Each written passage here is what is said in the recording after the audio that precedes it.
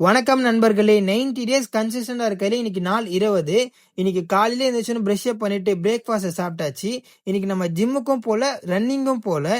எதுக்காக அப்படின்னா நமக்கு இன்னைக்கு ரெஸ்ட் டே. நான் மசில் பில்டிங்ல இருக்கனால டெய்லி 5 to 6 கிலோமீட்டர் போறது கரெக்டானே தெரியல.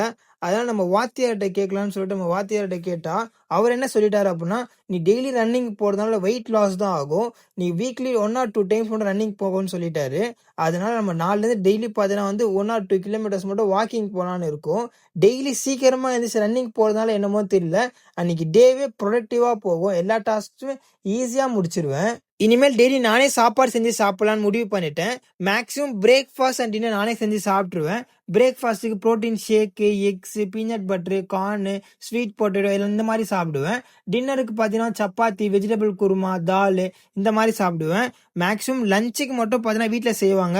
அது என்ன செய்யலாம் நானே சாப்பிட்டுருவேன். இனிமேல் நானே லஞ்சுக்கு செஞ்சு சாப்பிடலான்னு முடிவு பண்ணிட்டேன். அப்படியே கிளைண்ட் கால் ஒன்று இருந்துச்சு. அதை முடிச்சுட்டு அசர் தொழுதுட்டு வெளியே போலான்னு பார்த்தா காலையிலேருந்து ஒரு 2 hours மழை பெஞ்சிருக்கும் போல.